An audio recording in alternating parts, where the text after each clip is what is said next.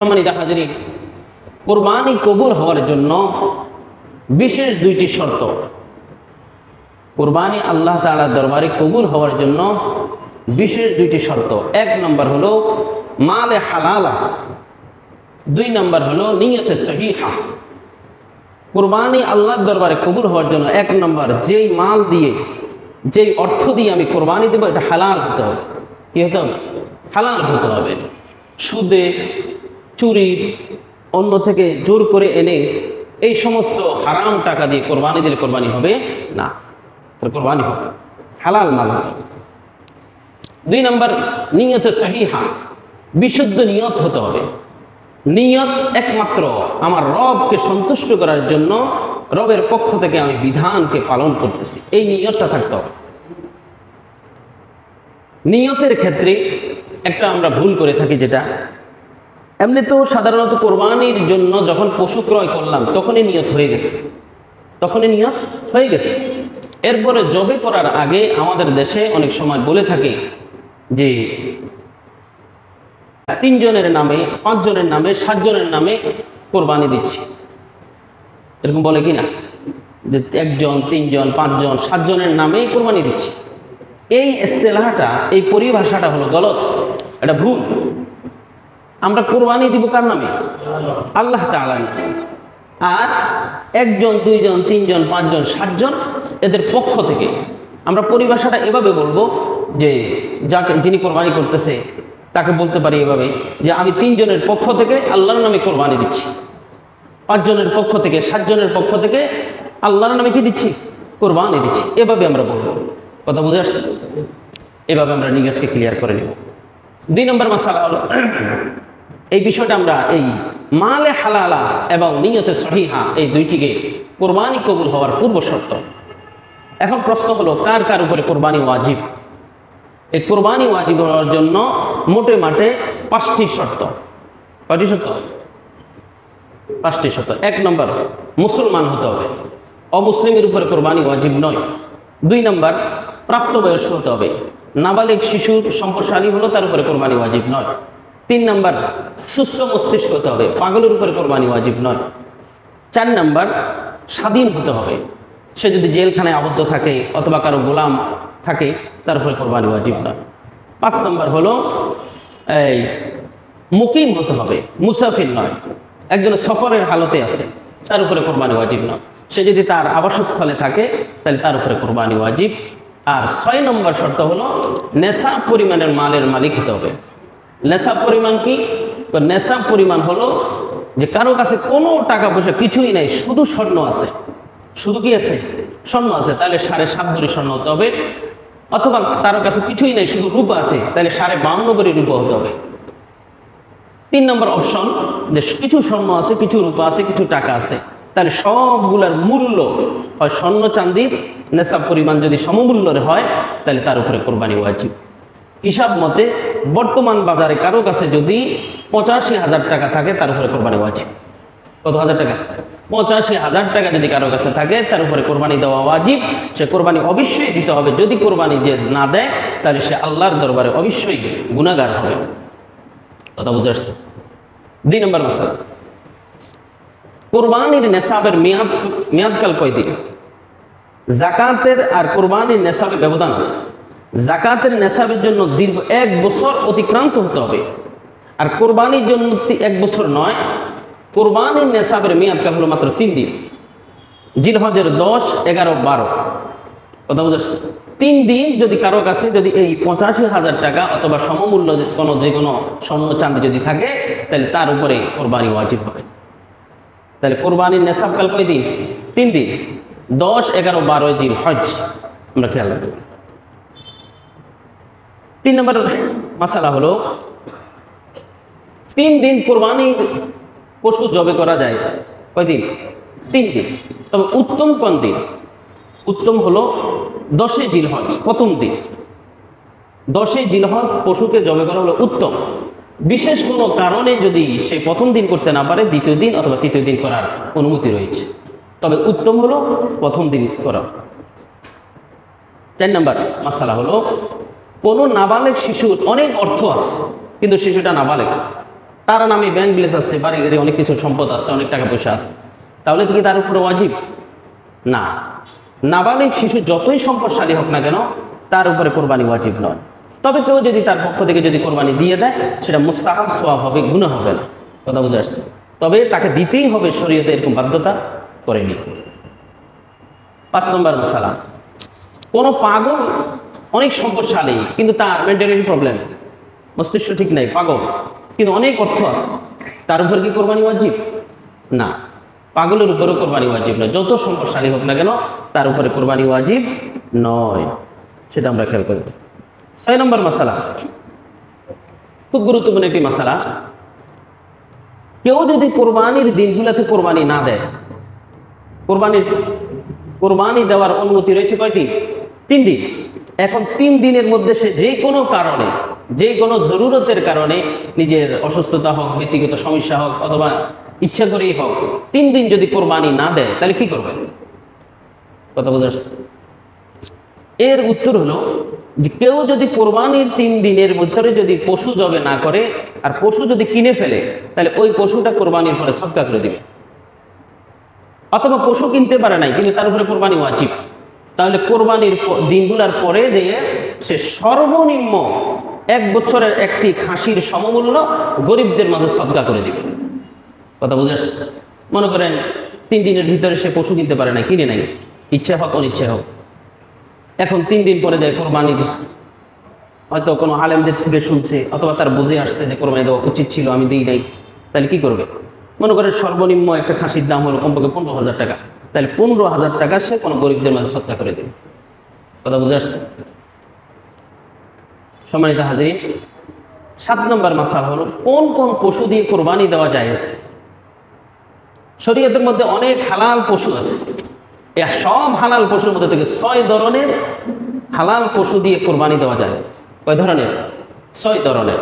1 উট দ্বারা, 2 গরু, 3 মহিষ, 4 ছাগল, 5 বেড়া, 6 দুম্বা। এই 6 প্রকারের পশু দিয়ে কোরবানি দেওয়া জায়েজ। এর অতিরিক্ত কোনো হালাল পশু দিয়ে কোরবানি দেওয়া কি নাই? জায়েজ না। কথা বোঝা যাচ্ছে? কেউ একটা হরিণ ধরে আনলো বা এই বন থেকে, হরিণ হালাল না? কি বলেন? তাহলে হালাল হলে হরিণ দিয়ে যদি কেউ কোরবানি দিতে চায় কোরবানি হবে? হবে না। বড় একটা হাঁস মুরগি আছে, এটা দিয়ে কোরবানি দিলে কোরবান হবে? হবে না। অর্থাৎ কোরবানির পশুর জন্য এই 6 প্রকারের পশু লাগবে: উট, গরু, মহিষ, ছাগল, বেড়া, দুম্বা, এই 6 ধরনের। 8 নম্বর মাসাল হলো এই পশুগুলার বয়স সীমা কতটুকু?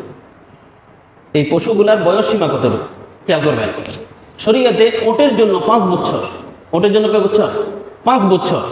গরু মহিষের জন্য 2 বছর, ছাগল বেড়া দুম্বার জন্য 1 বছর। গরুর জন্য 5 বছর, সরি ওটের জন্য 5 বছর, আর গরু মহিষের জন্য 2 বছর, ছাগল বেড়া দুম্বার জন্য হলো 1 বছর। তবে ফুকাহায়ে কেরাম বলেন বেড়া এবং দুম্বার ক্ষেত্রে যদি 2-1 মাস কমও হয় কিন্তু যদি হৃষ্টপুষ্ট হয়, মনে হয় যেন 1 বছর হয়েছে, তাহলে এরকম পশু দিয়ে দেওয়া যায় আছে। তবে ছাগলের জন্য অবশ্যই 1 বছর হতে হবে, গরু মহিষের জন্য অবশ্যই 2 বছর হতে হবে এবং উটের জন্য 5 বছর হতে হবে। কথা বুঝা যাচ্ছে? আল্লাহ পাক আমাদেরকে বিশুদ্ধভাবে কোরবান দেওয়ার তৌফিক দান করবেন, আমিন। সম্মানিত হাজিরিন, 9 নম্বর মাসালা হলো এই 6 প্রকারের পশুর মধ্যে সর্বোচ্চ কয়জনের শরীক মিলে কোরবানি দিতে পারবে? এই মাসালার উত্তর হলো যে ছাগল বেড়া দুম্বার মধ্যে একজনের বেশি কোরবানির শরীক হওয়া যাবে না। গরু মহিষ এবং উটের মধ্যে সর্বোচ্চ 7 জনে মিলে কোরবানি দিতে পারবে। সর্বোচ্চ কয়জন? 7 জনে কোরবানি দিতে পারবে। 10 নম্বর মাসালা হলো শরীকের গোস্তের বন্টনের মধ্যে যদি কম বেশি হয়, শরীকদের 3 জন 4 জন 5 জন 7 জনে কোরবানি দিল, এখন গোস্ত বন্টনের ক্ষেত্রে যদি কম বেশি হয় তাহলে শরীয়তের হুকুম কি? যদি এই শরীকদের মধ্যে থেকে গোস্তের যদি তাকসিমের মধ্যে যদি কম বেশি হয় তাহলে কারো কোরবানি হবে না, কারো কোরবানি হবে না, সকলের কোরবানি বরবাদ হয়ে যাবে। এই জন্য শরীকদের প্রত্যেকের গোস্তকে পাল্লায় মেপে সমান সমান করে একদম 50-50 করে করে দিতে হবে। এখানে কোনো কম বেশি করার কোনো সুযোগ নাই। শরীকওয়ালারা এই বিষয়টি খুবই খেয়াল করবেন, কোনো অনুমান করলে চলবে না। এখানে আপনি বললেন যে আমার তো চাচা, আমার তো যেটা, একটু কম বেশি হলে তো সমস্যা নাই, না, এখানে অবশ্যই তাকসিমের ক্ষেত্রে, ভাগের ক্ষেত্রে অবশ্যই সমান সমান পাল্লায় মেপে নিতে হবে। 11 নম্বর মাসালা, শরীকদের যদি কারো যদি নিয়ত খারাপ থাকে, একাধিক ব্যক্তি একসাথে কোরবানি দিচ্ছে, একজনের ভিতরে নিয়ত হলো যে গোস্ত খাওয়ার নিয়ত, অথবা কাউকে দেখানোর নিয়ত, যে কোনো একজনের নিয়ত খারাপ হয়ে গেল, তাহলে সকলের কোরবানি বরবাদ হয়ে যাবে, সকলের কোরবানি বরবাদ হয়ে যাবে। এই জন্য ফুকাহায়ে কেরাম বলেন যে সামর্থ্য থাকলে একটা গরুতে দেওয়া, যদি তা না থাকে তাহলে একটা খাসি দেওয়া, অর্থাৎ একা একা কোরবানি দেওয়া, এটা হলো সবচেয়ে উত্তম। আপনার সর্বোচ্চ সামর্থ্য আছে, গরু দেন, তা না থাকলে আপনি খাসি দিয়ে দেন, এরপরও শরীকের সাথে শরীক না হওয়াটা সবচেয়ে ভালো। কিন্তু যদি আপনি এরপরেও যদি আত্মীয় স্বজন ভাই বেরাদারে মিলে যদি শরীক হতে হয়, তবে আগে নিয়ত সকলের বিশুদ্ধ হতে হবে যে একমাত্র রব্বে কায়নাতের সন্তুষ্টির জন্যই আমি কোরবানি দিচ্ছি, দুনিয়ার কাউকে দেখানোর জন্য বা গোস্ত খাওয়ার জন্য নয়। এই জিনিসটা আমরা নিয়তের ব্যাপারে খুব ক্লিয়ার করে নিব যারা শরীকে কোরবানি দেয়। 12 নম্বর মাসালা, কোরবানির পশুর সাথে আকিকার নিয়ত করা যাবে কিনা, এই বিষয়টা খেয়াল করবেন। আকিকার নিয়তের ক্ষেত্রে ছাগল, বেড়া, দুম্বা এর মধ্যে আকিকার নিয়ত করা যাবে না কোরবানির সাথে, কথা বোঝা যাচ্ছে। তবে গরু, মহিষ, ওটের মধ্যে আপনি আকিকার শরীক নিতে পারবেন, তবে 7 শরীকের বেশি হওয়া যাবে না। মনে করেন 6 জনের জন্য কোরবানি আর আকিকার জন্য একটা নাম, একটা পক্ষ একটা নাম দিলেন, তাহলে মোট কয়টা হলো 7টা। আবার এরকম করা যাবে না যে 7 জন কোরবানি দিল আরেকজন আকিকা দিল, তাইলে নাম কটা হয়ে গেল 8টা, 8 জনের পক্ষ থেকে হয়ে গেল, তাইলে আবার হবে না, সেটা খেয়াল রাখবে। অবশ্যই কোরবানি এবং আকিকার সবগুলো মিলে 7 নামের ভিতরেই থাকতে হবে, 7 শরীকের ভিতরেই থাকতে হবে, এর বেশি হওয়া যাবে না, সেটা আমরা খেয়াল করব। 13 নম্বর মাসালা, 13 নম্বর মাসালা হলো শরীকদের কারো যদি টাকা হারাম হয়, শরীকদের কারো টাকা কি হারাম হয়, সুদের টাকা, চুরির টাকা, কারো থেকে জোর করে টাকা নিয়ে আসছে, এরকম যদি অবৈধ যদি টাকা থাকে তাহলে কারো কোরবানি হবে না। শরীকদের টাকাও অবশ্যই নিয়ত সই হওয়ার সাথে সাথে শরীকদের অবশ্যই টাকাও কি হতে হবে, হালাল হতে হবে, সেটা খেয়াল রাখবো। 14 নম্বর মাসালা, একজন ভাই একটা পশু ক্রয় করছে, এখন পশু ক্রয় করার পরে পরবর্তীতে সে এই পশুর মধ্যে অন্য কাউকে শরীক করতে পারবে কিনা, এর উত্তর হলো যদি সে পশু ক্রয় করার সময় এমন নিয়ত করে যে আমি নেক্সটে আরও কেউ যদি চায় এর সাথে শরীক হতে, গরু বা মহিষ কিনছে, কেনার পরে তার নিয়ত হলো যে পরবর্তীতে কেউ যদি শরীক হতে চায় আমি তাকে শরীক নেব, এরকম নিয়ত করে যদি পশু ক্রয় করে তাহলে পরবর্তীতে তার সাথে কাউকে শরীক নিতে পারবে। কিন্তু ক্রয় করার সময় যদি সে নিজের জন্যই যদি কিনে, শরীকের যদি নিয়ত না করে, তাহলে পরবর্তীতে কি করতে পারবে না, কাউকে শরীক করতে পারবে না। 15 নম্বর মাসালা, কোনো কোরবানির পশুর যদি 3 পা থাকে, কয় পা, 3 পা থাকে, 1 পা যদি না থাকে এমন পশু দ্বারা কোরবানি করা যাবে না। 16 নম্বর, দাঁতবিহীন পশু দ্বারা কোরবানি করা যাবে কিনা, দাঁতবিহীন পশু দ্বারা কোরবানি করা যাবে কিনা খেয়াল করেন। যদি তার একেবারেই যদি দাঁত না ওঠে, অথবা দাঁত উঠছে ভেঙে গেছে, 2-1টা আছে লড়ে, এরকম সুতওয়ালা এরকম ত্রুটিযুক্ত পশু দ্বারাও কোরবানি করা যাবে না। 17 নম্বর মাসালা, কোনো পশুর যদি শিং না থাকে, কোনো পশুর যদি কি না থাকে, শিং না থাকে, শিং, তাহলে এমন পশু দ্বারা কোরবানি করা যাবে কিনা। এখানে মাসালা হলো যদি জন্ম থেকেই যদি পশুর শিং না উঠে, সামান্য উঠছে, এরকম হয় না অনেক পশুর, জন্ম থেকেই পশুর শিং বড় হয় নাই, যদি জন্ম থেকেই শিং না ওঠে কিন্তু বয়স তার 2 বছর হয়েছে, গরু হোক মহিষ হোক অথবা ছাগল 1 বছর হয়ে গেছে, তাহলে জন্ম থেকেই যদি পশুর শিং না ওঠে কিন্তু বয়স ঠিক হয়েছে, তাহলে এমন পশু দ্বারা কোরবানি করা যাবে, এমন পশু দ্বারা কোরবানি করা যাবে। তবে যদি শিং যদি ভেঙে যায় তাহলে দেখতে হবে 2 অবস্থা, হয় গোড়া থেকে ভাঙছে নাকি অর্ধেক ভাঙছে। যদি অর্ধেক ভাঙে তাহলে এমন পশু দ্বারা কোরবানি করা যাবে, আর যদি একেবারে গোড়া থেকে মূল থেকে যদি শিং ভেঙে যায় এমন পশু দ্বারা কোরবানি করা যাবে না। 18 নম্বর মাসালা, লেজ, কান এগুলো যদি কাটা থাকে, লেজ নাই, কান নাই, এরকম পশু দ্বারা কোরবানি করা যাবে কিনা। তার উত্তর হলো যে যদি লেজ এবং কান যদি অর্ধেক অথবা তার বেশি যদি কাটা থাকে তাহলে এমন পশু দ্বারা কোরবানি করা যাবে না। আর যদি অর্ধেকের কম যদি কাটা থাকে এমন পশু দ্বারা কোরবানি করা যাবে, এতে কোনো অসুবিধা নাই। 19 নম্বর মাসালা, কোরবানির নিয়তে পশু ক্রয় করলো, কিন্তু কোরবানি দেওয়ার আগেই পশুটা হারিয়ে গেছে, হয় না এরকম, অথবা চুরি হয়ে গেছে, তাহলে কি করবে? এখানে উত্তর হলো যে কোরবানি দেওয়ার আগে পশু ক্রয় করার পরে যদি চুরি হয়ে যায় অথবা হারিয়ে যায়, আর এই লোকটা যদি ধনী হয়, ওর উপরে যদি কোরবানি ওয়াজিব হয়, তাকে অবশ্যই আরেকটা পশু ক্রয় করে কোরবানি দিতে হবে। তবে গরিব যদি হয় তার জন্য আরেকটা ক্রয় করতে হবে না। কথা বুঝে আসছে? গরিব যদি হয়, গরিব মানুষ এমনি কোরবানির জন্য একটা পশু কিনছে কিন্তু হারিয়ে গেছে অথবা চুরি হয়ে গেছে, তাহলে তার জন্য আরেকটা কিনে কোরবানি দেওয়া লাগবে না। কিন্তু ধনী হলে আরেকটা কিনা লাগবে। এখন মাসালা হলো যে সে যে পশুটা তার হারিয়ে গেছে, হারিয়ে যাওয়ার পরে ধনী হলো, সে তো আরেকটা কিনলো, আবার গরিব ব্যক্তির উপরে আরেকটা কিনা ওয়াজিব না, কিন্তু সেও আরেকটা কিনছে। এখন কেনার পরে ওই হারিয়ে যাওয়া পশুটা আবার পেয়েছে, আরেকটা আবার পাইছে। তো এই ক্ষেত্রে ধনীরা শুধু একটা দিবে, আর গরিবরা যেটা কিনছে সেটাও দিতে হবে, যেটা হারিয়ে গেছে পাওয়ার পরে ওইটাও দিতে হবে, দুইটাই দিতে হবে। কারণ শরীয়তে তাকে আবারটা কিনতে বলে নাই, এরপরে সে পণ্ডিতি করছে, এই জন্য শরীয়তে বলছে তোমাকে দুইটাই দিতে হবে, আর ধনীরা শুধু একটা দিলে চলবে। 20 নম্বর মাসালা, গর্ভবতী পশু দ্বারা কোরবানি করা যায় কিনা? পশু কিনছে, গরু কিনছে, ছাগল কিনছে, পেটে বাচ্চা, এর দ্বারা কোরবানি হয়ে যাবে? হ্যাঁ, এর দ্বারা কোরবানি হয়ে যাবে, কোনো অসুবিধা নাই।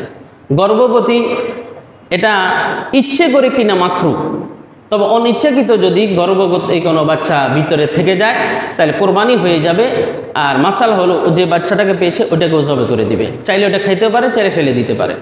আর যদি বাচ্চাটাকে রেখে যদি বড় করতে চায়, এটা বড় করে কোনো গরিবকে দিয়ে দিতে হবে, নিজেরা ইউজ করতে পারবে না, খেতে পারবে না। কথাটা বুঝে আসছে? মাসালা 21 নম্বর মাসালা হলো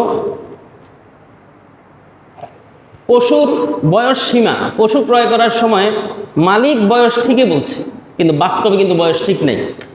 কথা বুঝে আসছে? কথাটা বুঝেন নাই? পশুর বয়স সীমার মধ্যে মালিক ভুল বলছে। আপনি গরু কিনতে গেছেন, গরু কেনার সময় গরুর বয়স হচ্ছে মনে করেন 1 বছর 10 মাস। এখন মালিক বলছে যে না, ওর 2 বছর হয়ে গেছে। মালিকের কথা অনুযায়ী আপনি যদি পশু ক্রয় করেন তাহলে এই গরু দ্বারা কোরবানি করলে হবে কিনা? উত্তর হলো যে অবশ্যই তার কোরবানি হয়ে যাবে, তবে মালিক মিথ্যা কথা বলার জন্য আল্লাহর কাছে জবাবদিহি করতে হবে। কথা বুঝে আসছে? 23 নম্বর মাসালা, বন্দা পশু দ্বারা কোরবানি করা যাবে কিনা? বন্দা যে পশুর কোনো বাচ্চা টাচ্চা হয় না, প্রজনন ক্ষমতা নাই, এরকম আছে না অনেক পশু বাচ্চা দেয় না, এরকম পশু দ্বারাও কোরবানি হয়ে যাবে, এতে কোনো অসুবিধা নাই। তবে ক্লিবলিঙ্গ যে পশু রয়েছে, ক্লিবলিঙ্গ বিশিষ্ট পশু দ্বারা কোরবানি করা যায় সব। ক্লিবলিঙ্গ বুঝেন তো? মানে যে পশুটা লেডিসও না, পুরুষও না, মহিলাও না, পুরুষও না, এরকম আছে না, এরকম পশু দ্বারা আবার কোরবানি হবে না। 24 নম্বর মাসালা, অনেক সময় দেখা যায় হুজুর কোরবানি জবাই করার সময়, পশু জবাই করার সময় কিছু একটু কেটে দেয়, এর পরবর্তী কসাইরা বা অন্যরা আবার কাটে। যে বাকিরা যখন কাটবে অবশ্যই তাদেরকে বিসমিল্লাহ পড়তে হবে, যদি বিসমিল্লাহ না পড়ে এটা হারাম হয়ে যাবে, খাওয়া যাবে না। 25 নম্বর মাসালা, কোরবানির পশু দ্বারা কোনো উপকার গ্রহণ করা যাবে কিনা? কোরবানির পশু কিনছেন, কেনার পরে এর দ্বারা হাল চাষ বা পানি টানা বা এর উপরে আরোহণ করা বা এর কোনো দুধ খাওয়া যাবে কিনা? না, কোরবানির পশু কেনার পরে এর থেকে কোনো ধরনের ফায়দা হাসিল করা যাবে না। 27 নম্বর মাসালা, শরিকদের কেউ যদি মারা যায় তাহলে কি করবে? শরিকদের কেউ যদি মারা যায় তাহলে ওয়ারিসরা চাইলে কোরবানি দিতে পারে, ওয়ারিসরা চাইলে কোরবানি নাও দিয়ে টাকাটা ফিরিয়ে নিতে পারে, আর চাইলে ওর জায়গার মধ্যে শরিকরা অন্য কাউকে শরিক করতে পারে। 29 নম্বর মাসালা, মৃত ব্যক্তির পক্ষ থেকে কোরবানি দেওয়া যাবে কিনা? মৃত ব্যক্তির পক্ষ থেকে, আপনার দাদা মারা গেছে, বাবা মারা গেছে, মা মারা গেছে, তাদের পক্ষ থেকে কোরবানি দেওয়া যাবে? হ্যাঁ, মৃত ব্যক্তির পক্ষ থেকে কোরবানি দেওয়া যাবে, এবং সেই গোশত নিজেও খেতে পারবে, আত্মীয় স্বজন সকলেই খেতে পারবে। তবে মৃত ব্যক্তি মৃত্যুর সময় যদি কোনো ওসিয়ত করে যায়, তোরা আমার সম্পদ থেকে কোরবানি দিবি, তাহলে ওই ওসিয়তকৃত পশুর গোশত ওয়ারিসরা খেতে পারবে না, অবশ্যই গরিবদের মাঝে ভাগ করে দিতে হবে। 30 নম্বর মাসালা, 3 দিনের বেশি কোরবানির গোশত রাখা যাবে কিনা? যতদিন ইচ্ছা ততদিন গোশত রাখা যাবে, কোনো অসুবিধা নাই, এতে কোনো অসুবিধা নেই। 31 নম্বর মাসালা, কেউ যদি গোশত 3 ভাগ না করে তাহলে কি কোরবানি হবে? আমাদের সমাজে আছে গোশত 3 ভাগ, নিজের জন্য 1 ভাগ, আত্মীয় স্বজনের 1 ভাগ, তারপরে গরিব দুঃখীদের জন্য 1 ভাগ। এটা যদি কেউ না করে তাহলে কোরবানি হবে কিনা? হ্যাঁ, কোরবানি হয়ে যাবে, এতেও কোনো অসুবিধা নেই। কোরবানি যদি তার জরুরতে সব গোশত রেখে দেয় তাও হবে, তবে এমন কৃপণতা করা উচিত না। কোরবানির দিন কোরবানি দিছে আল্লাহ সন্তুষ্টির জন্য, গরিবরা চায় কিছু পাওয়ার জন্য, অতএব নিজে কৃপণতা করে সব না রেখে দিয়ে গরিবদের মাঝেও কিছু দিয়ে দেওয়া, এটা উচিত, এটা উত্তম। আল্লাহ পাক আমাদেরকে আমল করার তৌফিক দান করবেন, আমিন। সম্মানিত হাজরিন, 32 নম্বর একটি মাসালা, কোরবানির পশুর হাড্ডি, চর্বি এগুলো বিক্রি করা যাবে কিনা? হ্যাঁ, কোরবানির পশুর কোনো কিছুই বিক্রি করা যাবে না, হাড্ডি, চর্বি, চামড়া কোনো কিছুই বিক্রি করা যাবে না। যদি বিক্রি করে তাহলে অবশ্যই তার টাকা গরিবদের মাঝে বন্টন করতে হবে, নিজে খেতে পারবে না। কথা বলতেছেন? চামড়া বিক্রি করছেন, টাকা গরিবদের মাঝে দিতে হবে। হাড্ডি বিক্রি করছেন, গরিবদের মাঝে দিয়ে দিতে হবে। চর্বি বিক্রি করছেন, এটাও গরিবদের মাঝে কি করতে হবে? দিয়ে দিতে হবে। তবে হ্যাঁ, এখন আপনাকে আরেকজনের কোরবানির কিছু গোশ দিয়েছে, সেটা আপনি বিক্রি করতে পারেন, এটা কোনো ব্যাপার না। এটা তো আপনি কোরবানির, আপনার নিজের কোরবানির গোশ না, এটা হলো হাদিয়ার কোরবানির গোশ, এটা খেয়াল করবো। 33 নম্বর মাসালা, কসাইকে গোশত দ্বারা পারিশ্রমিক দেওয়া যাবে কিনা? না, এটা আমরা সকলেই জানি, কসাইকে গোশত দ্বারা পারিশ্রমিক দেওয়া যাবে না, তাকে আলাদা টাকা দিতে হবে। তবে এমনি গোশ তাকে হাদিয়া দিতে পারবেন, এতে কোনো অসুবিধা নেই।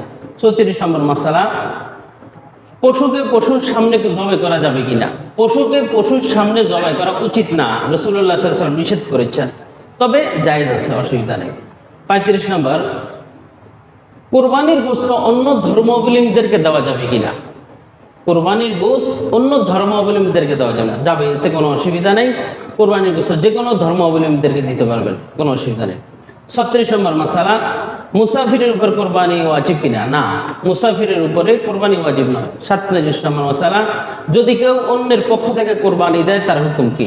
অন্যের পক্ষ থেকে যদি কেউ কোরবানি দেয় তার অনুমতি নিয়ে তার পক্ষ থেকে কোরবানি দিতে পারবে, এতে কোনো অসুবিধা নেই। 38 নম্বর মাসালা, ঋণ নিয়ে কোরবানি দেওয়া যাবে কিনা?